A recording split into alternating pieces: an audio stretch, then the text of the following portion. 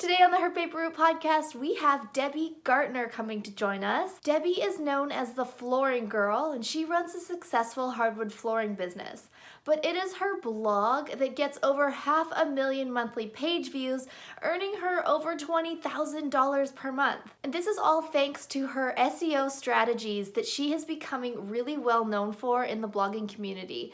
She's actually becoming a go-to SEO resource for her helpful strategies and tips. Debbie is paying off her $238,000 debt with her blog income, and she's already made a significant dent in that number. So she is here on the show today to talk about something that is honestly usually one of the hardest things for bloggers, and that is how to get more traffic. It's incredible that she's paying off that much debt with her blogging income, and I have so many questions for her.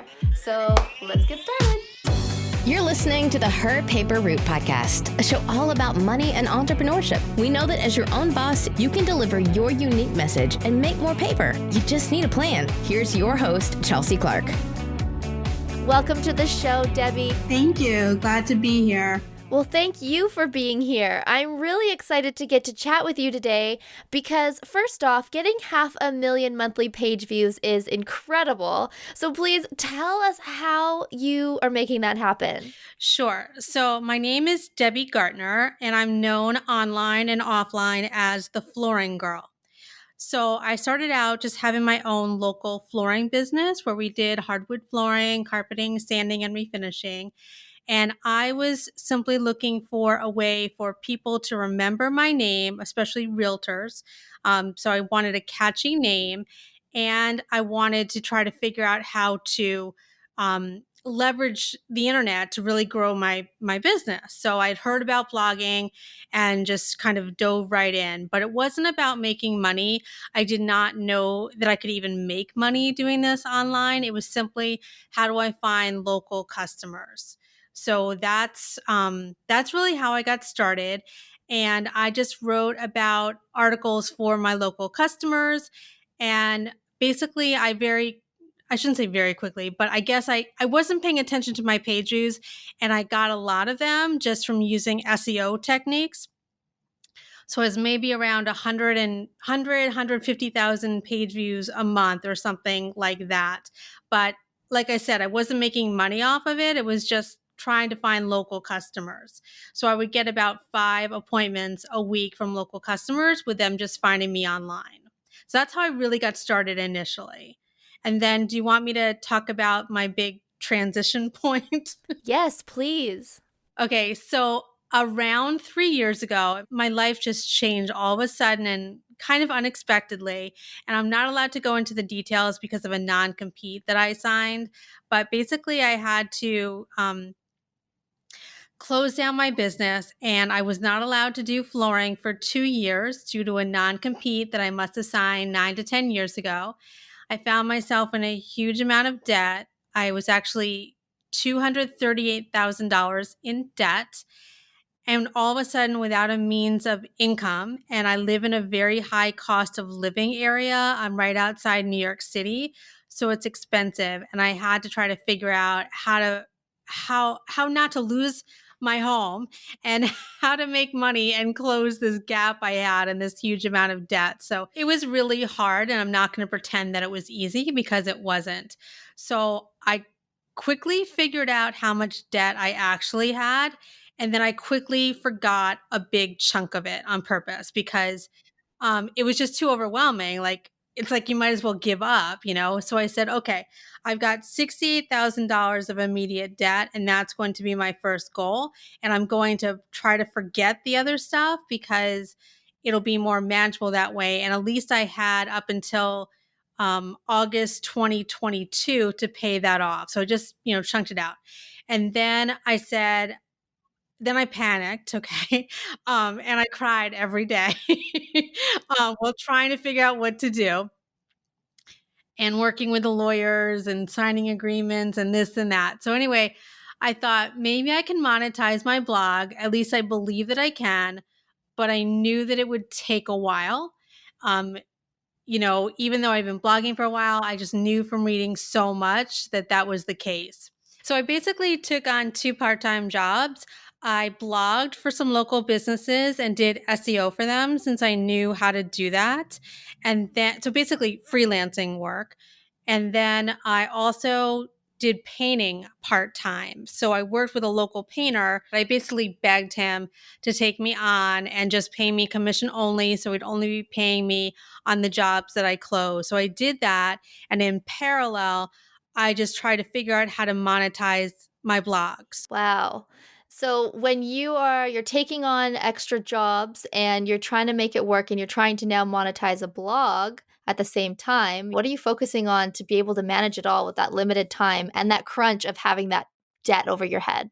I knew how to blog and I knew how to do SEO. And those are 2 assets that have always helped me, but I did not know how to monetize. So even though I'd read stuff, here and there, I didn't really know how to do it. So I took an affiliate marketing course and then from there tried to write different articles because the articles I originally wrote were not for the purpose of monetizing. They were written more for local customers. So they were good questions, but they were frequently asked questions that my customers had, and I meant to optimize them for local search. Then I had to kind of shift my mindset and think, okay, how do I write articles that are helpful for people, but also I can monetize them through affiliate sales. So that's what I started to do. It took me a while to get it. So I'm a slow learner. So I would say that by month 11, I finally got it. And that's when those articles that I had written earlier in the year started to really do well. And I just got better. And I took another, basically an affiliate marketing course, but it was specific to Amazon. So on Amazon, I actually make at least $7,000 a month. Yeah, that's awesome. That was not the case 3 years ago, okay? But I was then starting to make some headway, and so I invested in an ebook that was really helpful. It was only $39, but Is this Pot Pie Girl's book, Niche Post Conversion Strategies? yes, yeah, niche posts, it's awesome. Yes, love that. We'll put the link to Pot Pie Girl's book in the show notes at herpaperroute.com/show notes so everyone can go and check out her awesome Amazon affiliate strategies book. I was so poor then that I could not even afford the $39 book. So I was lucky because I have a really close friend here who also blogs, and she was helping me get through all this stuff. And she said, I'll make you a deal. I will buy you that book, and then you read it, and then you summarize it and teach it to me. And I said, sure, I will do that. Aha. And later we did the same thing with Genius Blogger Toolkit. So it's not like we both used it. Like she paid for it, but I'm the only one that read it and accessed it. And then I had to teach her. So I really had to learn it well. That's awesome. I love that. I get what it's like, starting out poor or worse in a minus position, but you have to be creative sometimes. So sometimes it's a matter of thinking about how do I raise the money? Like, I don't know, can I babysit or do whatever, or freelance work just to make some money, to buy a course or improve your hosting or whatever the heck it is at the time. Other times it's doing what I did. But what I also did along the way is I did a little bit of like swapping or bargaining. So I had a skill, which was doing SEO.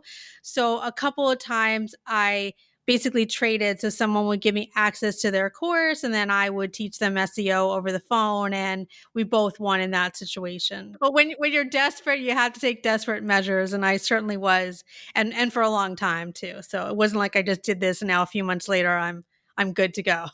I've been there too. Like I would flip furniture. I'd find things in the alley even and fix it up and sell it on Craigslist for a profit. Like I would find any way to get ahead so that I could buy the education that I needed. Yeah, that's so smart. And right, it does not need to be related to blogging at all. That's why I did the painting stuff. And later I actually turned the painting stuff into part of my blog too. So I blogged about painting because I learned it really well. And then I went on appointments and I'm like, ooh, it's dual learning. I get ideas for topics to blog about, and I get out there to see what's going on with their floors. And that was kind of fun, actually. There is a ton more coming up on today's episode, but first I want to quickly thank our sponsors for making this show possible. If you run a blog or any type of business, you know how important it is to drive traffic to your website. My secret to increasing my traffic is to use Tailwind for Pinterest. Tailwind is a pin scheduler for Pinterest that automates Pinterest marketing efforts. This app has helped me grow my page views by the thousands. Today, you can try Tailwind for free by going to herpaperroute.com/tailwind. Is your blog legal? As a website owner, you are required to have a privacy policy page, terms and conditions page, and an affiliate disclosure page. If you don't have these pages on your website, you are not protected in case of a problem. Fortunately, you don't have to shell out thousands of dollars to have a lawyer create these pages for you. The legal bundle contains a fill-in-the-blank template for each of those required pages that your website needs. It includes all of the information that you must have to legally protect your blog or website, and it's drafted by a lawyer. To get your copy of the legal bundle, visit herpaperroute.com/legal bundle and you will be good to go. People who are just getting started with SEO, what are some SEO basics that every blogger should know? Well, first of all, the biggest trap that new bloggers have is that they think if they have Yoast that it's going to help them, and also that if they think they have all green lights, that means that their post will rank, and that couldn't be further from the truth. Yoast is just a tool, and it's a guideline, okay, and sometimes it gives you bad advice too, but it is not going to tell you whether or not you're going to rank, because it's only based on the keywords that you put in. And if you don't know how to do keyword research or what you can rank for, it will not factor that in. It's one of those things, garbage in, garbage out. And that's what, unfortunately, happens with new bloggers. And I'm sure it happened with me as well. And then most people think it gives you SEO. It does not. And the paid version, they think, oh, it must give you more SEO. But that's not it. You need to learn how to do SEO. And SEO is actually not that hard. And people, I think, often psych themselves out and they think it's harder than it really is. But you just need to learn that. So Yoast will only tell you, green lights, but it's not going to tell you anything else. It's not going to factor in your page speed or how well your post is written. It's not going to tell you whether or not you have a chance to rank. It's not going to tell you any of the offline signals that are super important. So when it comes to SEO, basically 50% is on page, like what you wrote and how the customer experiences your content online, which would include how well it's written, how well it's spaced, how large is your font, how engaging is your content, how relevant is it? Is it helping them? And all that stuff. And the other 50% is off page, so how trusted are you with Google, which a lot of people think of as DA, which is domain authority. And so you need backlinks to help, show that your blog is more trusted. But it's not just that, it's also how relevant is your stuff.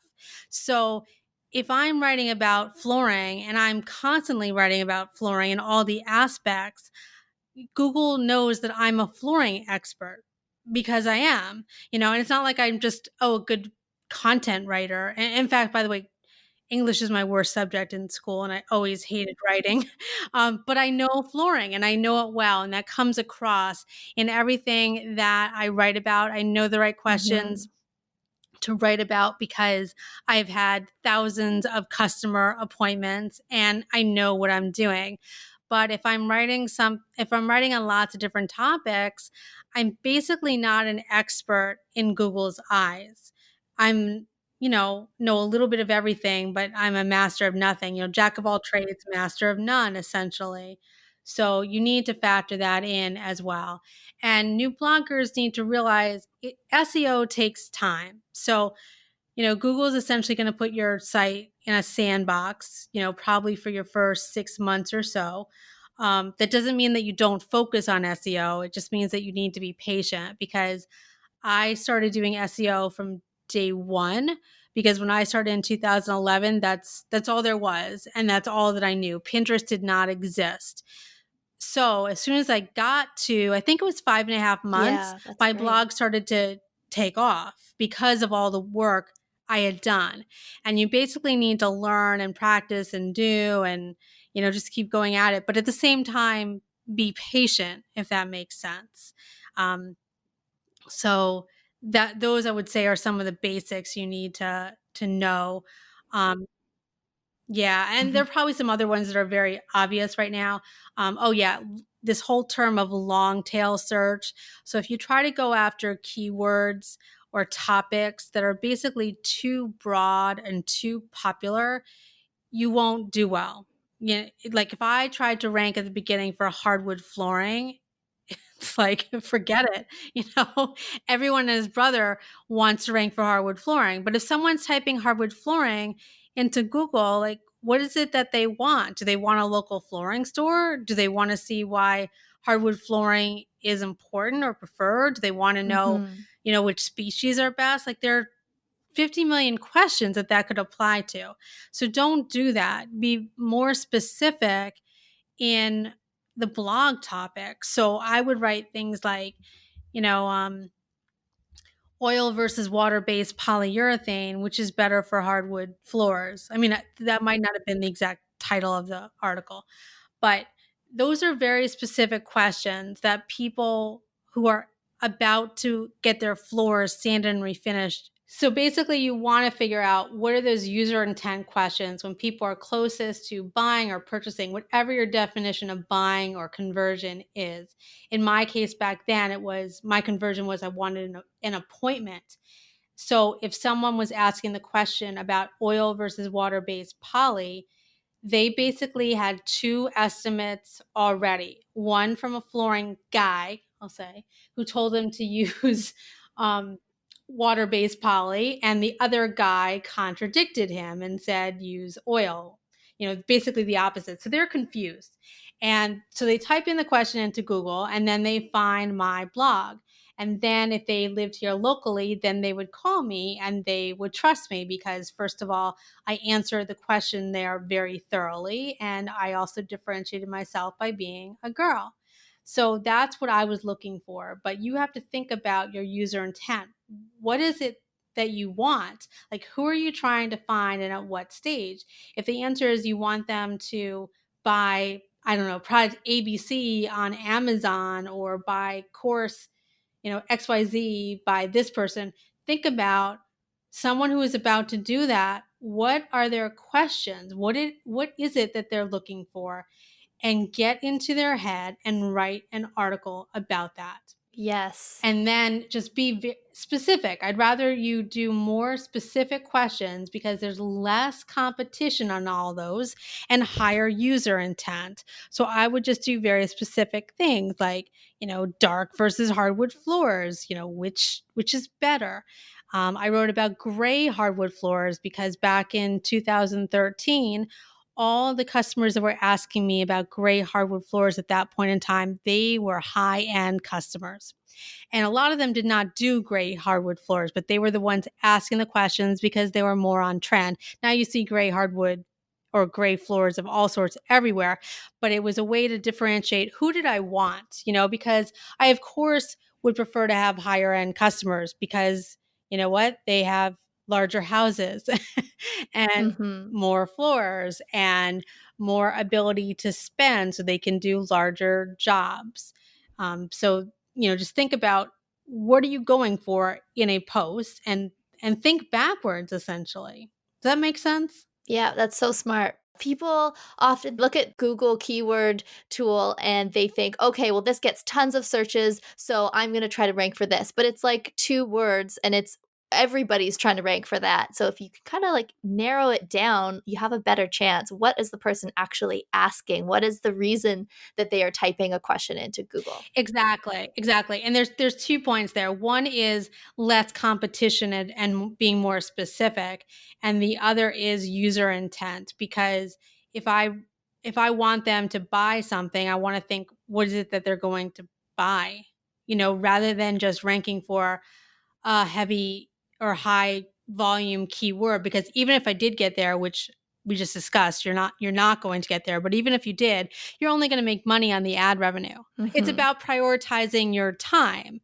So if I can make money from an article on both affiliate marketing and advertising, and if I had an email list for my home decor audience, which I don't yet, but if I And did, that just boggles me. That's so I you had said that in your, like, blogging newsletter, and I was like, "Oh my gosh," like, I can't believe you don't have an email list for that. I know, I know, I know. It's so funny because I did not see that as a high priority, because my blog is really about, it's like a Q and A sort of place. People come in, they have a question, they find the answer, they go away, or and Mhm. they implement. They don't need to come back, because if they're doing a flooring project, it's a short-term thing for them. I mean, yes, they may be deciding over a few months or something like that, but it's not like they need to come back and learn more again and again, versus Mhm. if I had a craft blog and I like to do crafts and my customers like to do crafts, they do a craft. Well, now let's do another craft. Or if I had a food site, I love to eat and cook, and now let's try another recipe. So there's more and more you can do. So I didn't see it as a huge priority.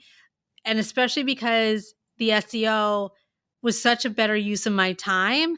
And Mhm. also Pinterest. I do a lot of traffic from Pinterest too. So I don't want to say that it's only SEO. Yeah, I was gonna ask about that too. Yeah. So basically I get around 550,000 page views a month. Well, actually a little bit higher, but just assume that that's a number. And then of that, probably 350,000 is SEO traffic. And then the other 200,000 is Pinterest. So, the numbers fluctuate each month. Like this month, I'm on track for, I don't know, maybe 570,000 or so, but it's generally those ratios, and you get the idea. So the two, we can talk this in a minute, but the two of those, really feed in together. But that to me is much more passive income. Like I am really trying to go for passive income because, as you know, I have such a huge debt to pay off. So I need this stuff to keep going and going for me. And while it's going in the background, I can then work on other things like my ebooks or my courses or other things that I want to create. So there was really very little need for an email list. And I also had this 2-year non-compete. So I was a little paranoid, if I do an email list, like, am I going to get accused of trying to solicit flooring sales, Yeah. which I wasn't. So I just played it safe. But seriously, I could have gone back after 2 years and did that because legally there were no issues, but I saw it as a very low return because I didn't quite understand how to monetize it. Now, separately, I'm sure you know, I do have an email list now, but not about flooring, but more about blogging and SEO and stuff like that. So I created that in May, the end of May of last year. So I'm really new to, doing email lists, but I can see the power in that because I do make good money off of it. And so now I'm trying to grow that and accelerate it and get better and better. But I still don't know how to reapply that to my flooring stuff because I can't put Amazon links on there, Mhm. and I don't have a product or anything like that yet, but I am going to see this year if I can figure that out and maybe launch some sort of a course by September, October, and in February, which is coming up, that's my month to see if I can figure out how to start an email list. Yeah, I think there's an opportunity there for you to create some sort of product that could now that you have all of this digital product experience under your belt, I'm sure you could figure out a way to make it work for your other business as well. Right. And that's the challenge. So I'm going to see February is the month to try to, improve email for both parts of the business. And then March is try to figure out printables. Like I have a couple of tiny printables for people, and I make a little bit of money just from them being there on the site. But, I figure if I'm getting over 500,000 page views a month, like the traffic is there. So I should be able to capitalize on it. I just need to figure out how. And once a blog is getting significant traffic, like yours, or even just a fraction of what you're getting, how should bloggers keep it consistent? Like, what can they do to, or ideally, keep it increasing over time? Right. So, I mean, it's really a combination of things. So obviously you can keep creating more blog posts too, but at some point your return may be better in doing other things. So one of the things you can start doing is actually slowing down on the blog post writing. So really you should not need to do more than one blog post a week. It's really just quality over quantity. I think for the last, 6 months or so, I've just been doing one blog post per month. That's it to sustain it. And I'm not saying just do one blog post per month, but I am saying that just to say it's more about quality over quantity. So make those posts really, really count. Do your research, SEO optimize them, get backlinks to them, just do the whole 9 yards, even if that means do something every other week or whatever. Putting up mediocre content is basically worthless. So just stop doing it. Like if it's not really good, it's not going to rank and it's probably not going to convert either. And also do a variety of activities. Figure out what are those layers? What can you add on? Pinterest is something you really should be doing at the beginning because it can have a lot of impact at the beginning. But then over time, it seems like your bigger impact is going to be SEO. So I'd put more time towards SEO than I would for Pinterest because, with Pinterest, you can just if you can just maintain it at wherever it's at, that's good. But Pinterest in the long run is a lot more work than SEO, a lot more work. So you're always having to go in there and, repin stuff or pay someone like a VA to do that, or creating new pins and, oh no, something changed. Let's figure out what it is. It is just a constant battle just to remain flat. And that drives me crazy. Like if I'm doing work, it needs to be growing my business, either growing my page views or more importantly, growing my bottom line is what I care about. So now I'm at the point where it's like, okay, how do I do products or how do I do email or other things that will really make me more and different money and that are much more ownable rather than susceptible to Pinterest changes or Google changes or whatever. The other thing that I think is so important, and so many people forget this, with SEO, you really should be going back and improving your best post. So maybe go back every 6 months to your top probably 20 articles or so. Start with your top 10, then try to go the next 10 and look at how you can improve them. And that, by the way, is what I also go over in my easy SEO revamp. But that's what I did in October. And I saw, pretty, and I don't mean to imply that everyone can get instant results like I did, but I saw a lot of results for very little work. So it's way easier to improve an existing post than create a new post. And of course, if you can do both, that's ideal. But at that point, you might only do a blog post every other week. And on the other off weeks, you're going to improve 2 or 3 posts. So I think about it that way. Then what are the other projects that I do? You probably do the same thing. Yeah, I'm always going back. I have articles that have been up for years and some of them really need it. So I've got into the habit of every 4 to 6 months just going through and adding new information, making it longer and more meatier, taking out anything that didn't really serve the purpose that I'm trying to accomplish with it. So yeah, it's like an ongoing job. Stop being a scattered, overwhelmed business owner and get your projects in order once and for all. I recently switched my business over to HoneyBook and now it manages all of my projects, clients, invoices, appointments, and important contracts all under one roof. I honestly don't know how I was managing before HoneyBook. I'm so excited about this tool that I'm giving away a special 50% off bonus to everyone who goes over to HerPaperRoute.com/HoneyBook right now and signs up for for a free trial. You'll get a free trial to test everything out, and then if you decide to upgrade, you will get 50% off your first year. That's over $280 for free. So head on over to herpaperroute.com/honeybook to cash in on this offer. Do you want to buy a blog that is already making money? Or maybe you want to sell your blog? In addition to running this podcast, I also run a business helping bloggers buy and sell their websites. Come and see our current listings at blogsforsale.co. And if you are interested in selling your blog with us, fill out the form there to get a free valuation where we can discover what price your blog could sell for. That's at blogsforsale.co.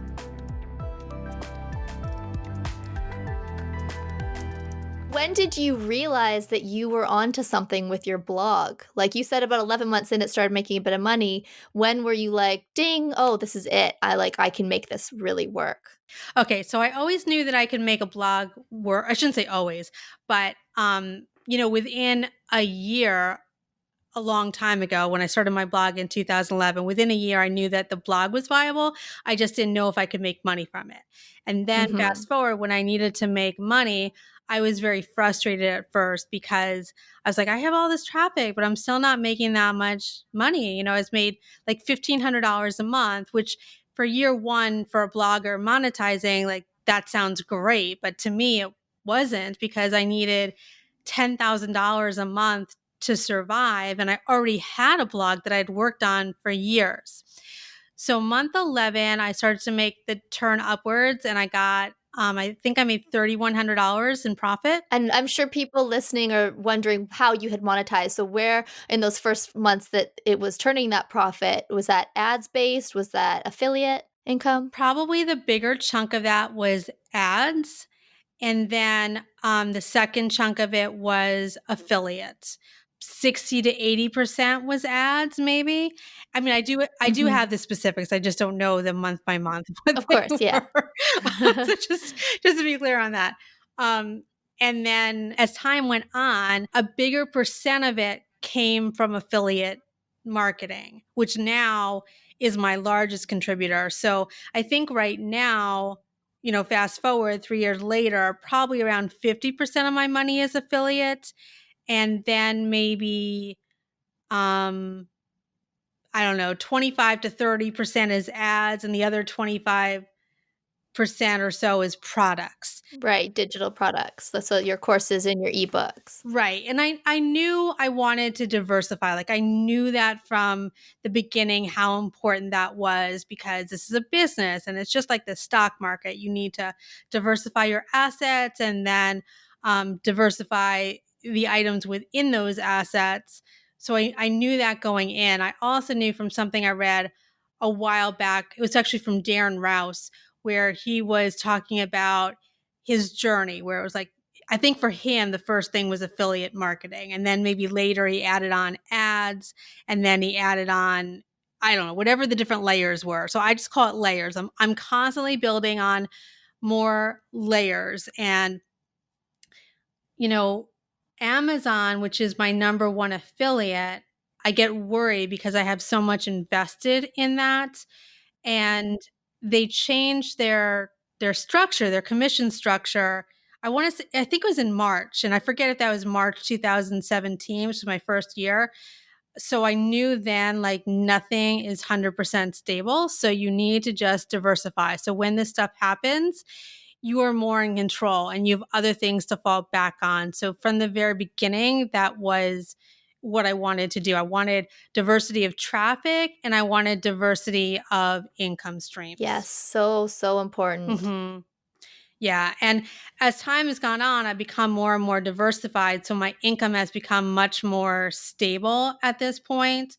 So getting back to your question about when did I know that I could make money or that I had a viable thing to make money, it wasn't until months later. So at month 11, I made $3,100. I'm like, yay, maybe there's something to this. And I just worked harder. And then I made $4,100. Like, wow, yay. But oh no, January's coming. Like, it's going to be terrible. But I ended up making slightly more, like maybe $4,400 in December. I'm like, okay, work a little harder and just keep doing more of what's working. And then I made like 6,300, and then it went up to like 6,600, and then it was 8,000. And by July of my second year, so let's call it it's probably month 19, but around a year and a half, I made $10,000 net profit. And I'm like, oh, I got it made, like I just need to inch this up a little bit more, because if I keep going up like this and everything's steady, I can make plenty of money. But I'm sure you know that nothing stays the same when it comes to blogging. And then I hired a part-time VA or virtual assistant. And then the very next day, Google had an algorithm shift and I freaked out because it was, Oh no. I feel like I've had so many things happen along the way. Like I told you that I had that painting job, and then the painter closed his business at month 10. And I'm like, oh my God, what am I going to do? And it's like, I find another client and then figure out how to accelerate the blogging and then, bake it. Then I have another client who is a long-term client. Like, I don't know, 6 months later, I lost them. But by then the blog was making more. But I've had to pivot so many times. That's the perfect word for the blogging business, is being able to pivot and adapt. Yes. Yeah. And I think, for the most part, I think that most people that have been successful have had to do that at least once, but it might have been multiple times. So my pivots might have been like smaller, and more frequent. I don't know, but every one of them is always hard at the time. I mean, now it's much easier because the income is higher. And I'm paying off my debt. So I feel more confident that I will be able to get that done before the deadline of August 2022. But it was hard. So I basically hired this person. And then the very next day, I lost all this traffic. I mean, it wasn't horrible, but it felt horrible. So my income went down to like 8,000. And then the next month, it was at 7,500. And a lot of people were like, well, that's not so bad. But it was bad to me because I had worked night and day, every day straight for a year and a half, totally stressed about money. And then I hired a person and I didn't know if I'd be able to pay her, So I needed $10,000 a month just to survive. And I was on Medicaid. So I knew that that would go up another $1,000 a month by the end of the year. So I'm like, I got to figure this out quickly. Google then had another change. And this time it was in my favor. And then I basically came back stronger than before. So in October, I ended up making $11,000 for the month. And that's when I knew that I could do this thing long term. But then the next month, I ended up making $12,000 a month. And that was November. And then the following month is when I launched my first ebook. It was one of my SEO ebooks. And I ended up making $14,000 a month. So at that point, I was feeling really, really good. And that's when I knew like this thing could work. And this whole idea of diversifying and thinking about products as well, basically, it kind of levels you up because you're making more and you're diversifying. So when I look at 2019, which is really year 3 for me, it took a month or two, but I went up. And then other months, sometimes my affiliate marketing would be higher and my ads lower. Other months it might be vice versa, or my products, but they all ended up kind of helping each other out. So I was able to get to a steady place. It must have been the end of March or beginning of April when I was finally able to get through that $68,000 in debt. So when I started up in 2019, I ended up making $12,000 in January. So I had a setback, no surprise, because still a good portion of my money was coming from ad revenue. And of course, ad revenue goes down every January. So my page views were good, but less money for the same page views. And then I launched my second book in February. And then I made $18,000 in total. And then I was excited, but I was also really scared because income taxes were coming up. And I did not know how much I was going to have to pay. And I was really, really scared. So I just worked like crazy. And in March, I ended up making $24,000, Yes. which I just could not believe. And then I still didn't know how much I owed. And my accountant called me. And when he told me, I was speechless because it was $25,000 lower than what I thought. Yeah, girl. Yeah, it's really the power of having a great CPA. It sounds like a cost, but really it's an investment. They save you so much money. So he reminded me about all these business deductions that I had from previous years, and that's what really Nice. saved me. So I was so excited at that point. I couldn't stand still. I had to call everybody and shout to everybody and in the Facebook groups, like I cleared the debt, but I really hadn't. I still had another big chunk of 100. It was $170,000, but I guess I was paying some of that a little bit gradually and automatically. So I had $160,000 still left to go. So I'm like, okay, I'll take it a little bit easy for a month. And, oh, yeah, and I forgot. Then I got slammed by something from my condo that I have to pay for. So I'm like, okay, I had to figure out how to raise another, $3,500 quickly, and I did. So I just kept setting up these challenges for myself. I need to raise this. I need to do that, and there's no choice behind it, and just try to keep reaching for those goals.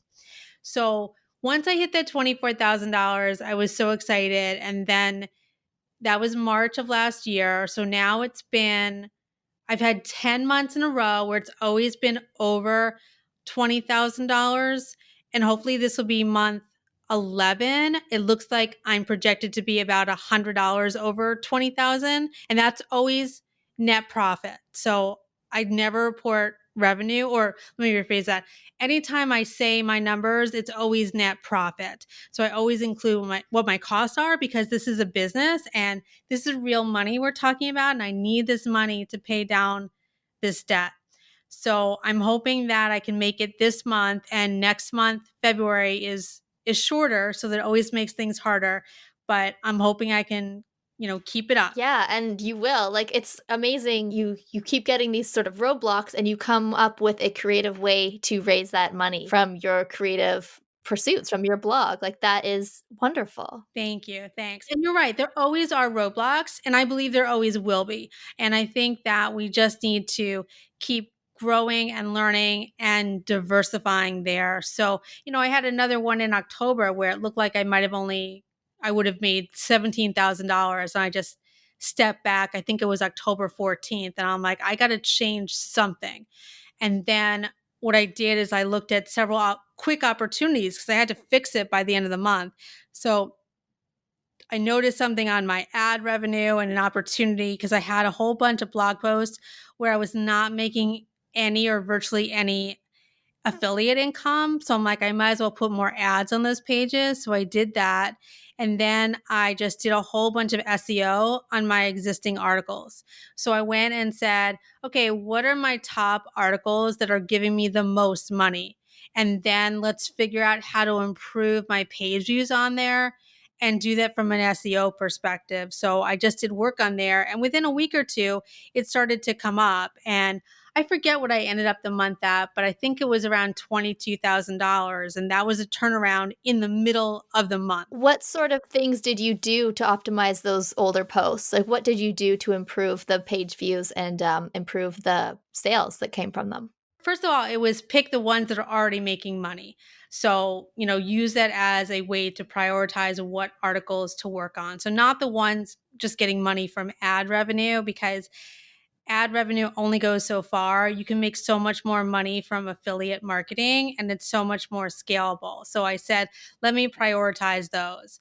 And then what I did is I basically went to Google Search Console and looked for the opportunities. So as you may know, but maybe some of your listeners don't know, I have a new course. It's called Easy SEO Revamp. And it's taking that whole idea of what I did in October to optimize my posts and my own little method of using Google Search Console to uncover what the opportunities are, keyword by keyword, and then figure out these are the ones to strengthen, ignore these because they're a waste of time, and then go in the post and optimize whatever you can. So I also made, edits to my content to make them more affiliate marketing friendly. And that's what I included in that course. Yes, and I've taken this course. I think I bought it like a day or so after you released it, and I was right Yeah. in there like, "Yes, she's got something new." Thank you. Yeah.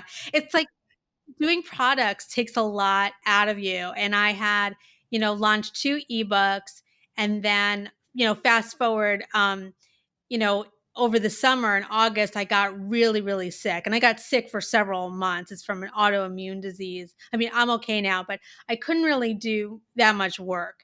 And that's where it's really helpful to be doing SEO on your blog and having a strong blog that can kind of fend for its own. So I did almost no work in in August, almost none. Like, I mean, I had a few days I was just like bedridden and then I, scheduled a few pins or something like that. But I made $22,000 for the month. So I was happy with that. And that continued, into September as well, because I was still sick then. But then I figured, okay, I can't do this course because I had this idea for this course, but I'm like, I can't stay awake. Like I could only work a few hours a day. At 5, I was spent. I couldn't do anything else. I could barely keep my eyes open. So I put it off until I had time. And then I worked on it in November and December. Mhm. So you just got to do what you can do and kind of go with the flow. And even after doing this course, it took so much out of me. I'm now like, oh my God, I can't do another course for months. I need to recuperate. It's a big course. There's a lot of content in it, a lot of Yes. videos. I know that takes a lot of work, a lot of Yes. time. And that was really my first time doing videos too. So that was kind of nerve wracking. Doing an ebook was so much easier. But I am always adding new lessons to the courses over at HerPaperRoute Academy. That's where you can score my training on Pinterest, blogging, email marketing, online business development, and a whole lot more. Swing by herpaperroute.com/courses and enter code podcast at checkout to get a sweet discount as a thank you for tuning into the podcast.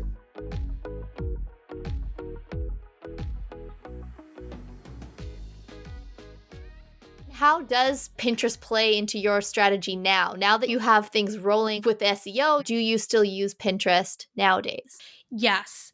So, first of all, I think diversity of traffic is good. And I do want to stress that I really am only have 2 sources of traffic for my main blog, which is SEO and Pinterest. So if you only have one, you're kind of in deep water if something happens to it, but having 2 is better. Obviously having more is fine, but I believe in really excelling at something rather than spreading yourself too thin.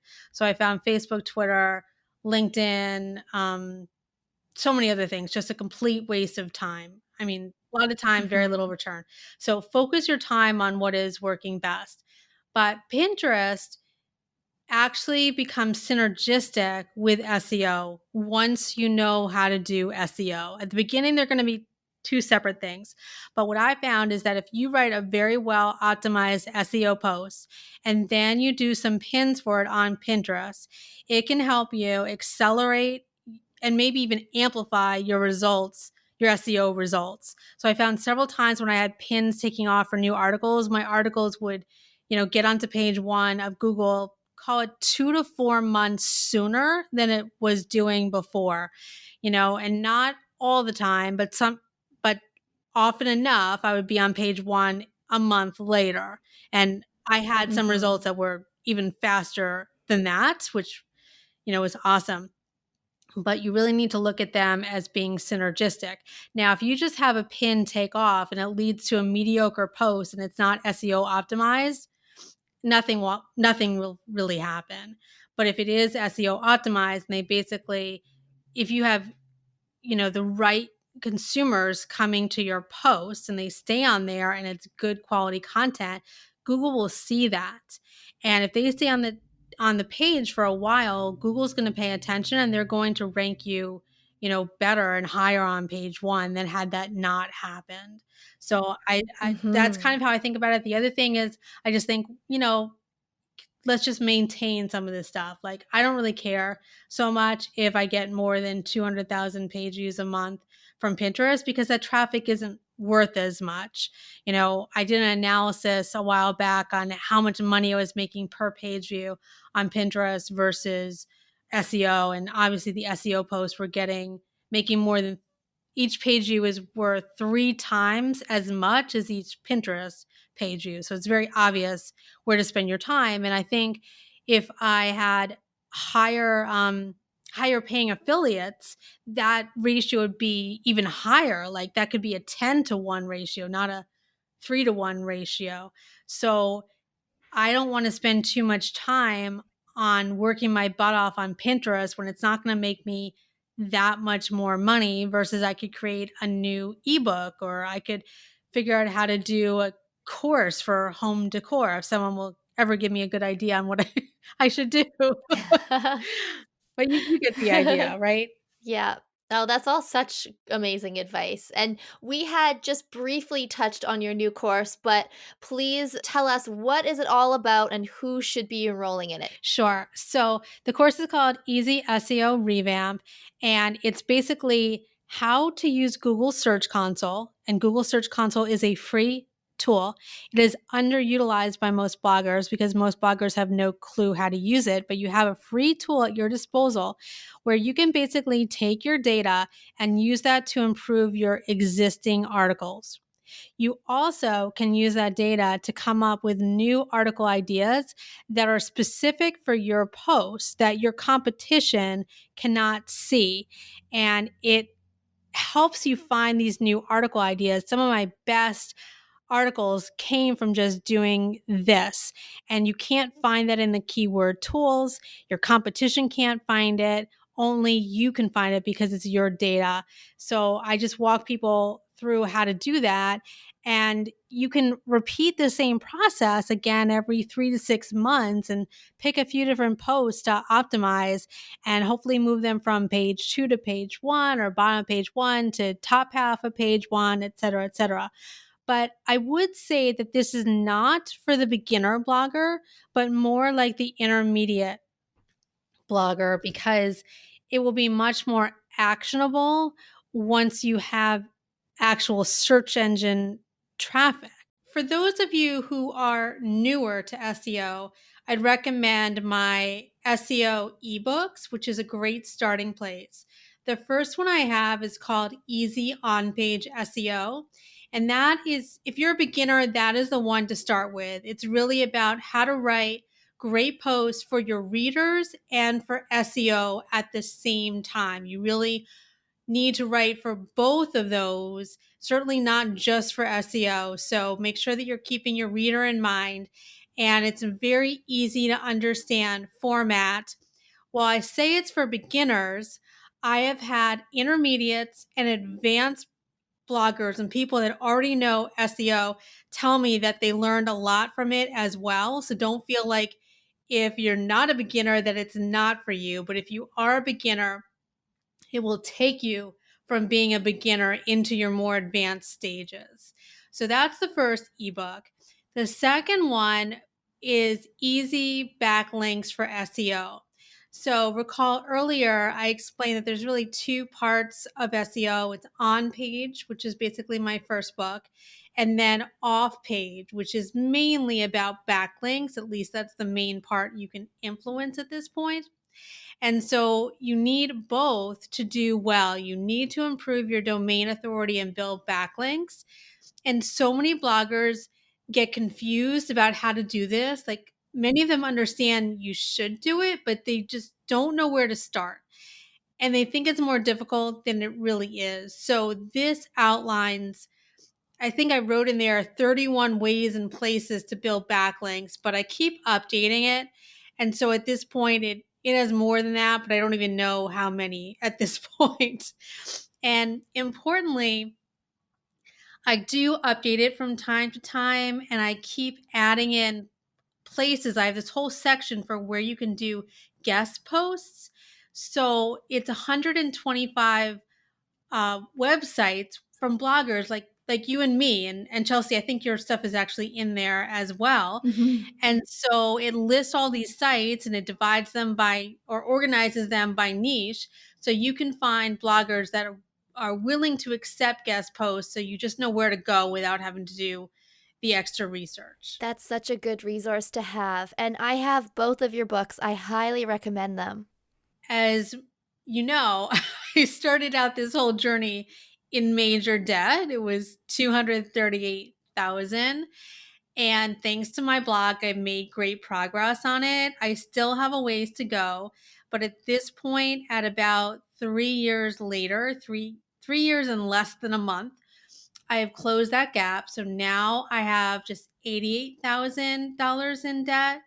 So I burned away like calories, $150,000 in debt. And I think I just yesterday put another $1,000 behind it. So when that goes through, it'll be at $87,000. And That's incredible. thank you. It feels so good and so much better. And even though I still have a ways to go, I know I can get there, and I'm constantly plotting out like how long to get there. And I told myself that I have to get there by 2 Thanksgivings from now, but it looks like I may actually get there in a year and a half or so. So I'm really excited about that. So it's really because of my blog that I've been able to scale and increase my income to get that down. Yes, the power of blogging. You have been able to use blogging and your creative talents to get yourself out of debt, and that is so awesome. Thank you. And I'm excited for later when I don't have this debt anymore. I mean, I can't wait. And then I keep thinking about all these other things I'm going to buy, not like expensive stuff, but things to just fix up my apartment, basic stuff, all these things that are broken or falling apart. Well, that's absolutely fantastic because this is something that many people need to hear because when they're thinking of starting a blog, they often think, oh, it's just a little hobby, or maybe their partner or friends don't take what you're trying to build seriously, but your blog is a serious business if you make it your serious business. So it's great to hear someone like you who has been able to pay off so much debt with your blog. It's so true. I mean, I never knew that I would make this much money. I mean, you always have some of these hopes like, oh, what if? I was hoping that I would make $10,000 a month, but I was not sure that that was the case. And, through all these twists and turns in my life over the last few years, it's been hard, but I do take solace in the fact that now, not only am I making a lot of money, but I have a retirement plan now because a long time ago, I worked in corporate America, was saving for my retirement, but basically got off track. And so when I get older and I want to retire, I still have passive income coming in. And I'm really excited about that because this thing, just keeps going. I don't need to make lots more money. I just want to have enough money, if that makes sense, enough to pay off these debts, enough to fix up my apartment, and then live comfortably and have money for retirement. That's really all that I need. With digital products, too, you're able to make money over time. So you make it once and it becomes a source of passive income. So you can be selling your books with updates, of course, but years down the road, you can still be earning an income from your books that you created. Exactly. And because you do the same thing. I mean, you have a lot of courses and it takes a lot of time to do some of those, but once it's done, you have this asset and you can keep leveraging it and in so many different ways. So it makes a huge difference. And, even just the affiliate marketing, which is even the bigger chunk, it just keeps going and going, which is nice. For everybody who's starting out or near the beginning, have hope and work hard and be focused. Make sure you understand you don't need to do everything all at once. You have to take it one step at a time. So focus on maybe one or two traffic sources and one or two means of income and excel at those. And then after you master that, move on to the next. I think one of the biggest mistakes I see is that people try to do everything. And as I mentioned earlier, I do not do everything. I I basically have 2 traffic sources for my main blog and that's it. And now that I'm in a good, comfortable place, I'm growing and getting more things. But I think the key is that I did not try to do that early on. That is really good advice. You do not need to be on all the platforms or do all the things. Just get really good on a couple of them before moving on. Yes. Well, Debbie, thank you so much for stopping by today and being on the show. It's been a pleasure having you here and a pleasure getting to chat with you. Thank you. It's good talking with you. Everybody go and check out Debbie at theflooringgirl.com and check out the show notes here at herpaperroute.com/show notes to find all of the resources and partner discounts that we have mentioned on today's show. Thank you for listening today. I hope that this episode was helpful and inspiring and it motivates you to get out there and work on your own blog. Enjoy the rest of your day. We'll catch you next time.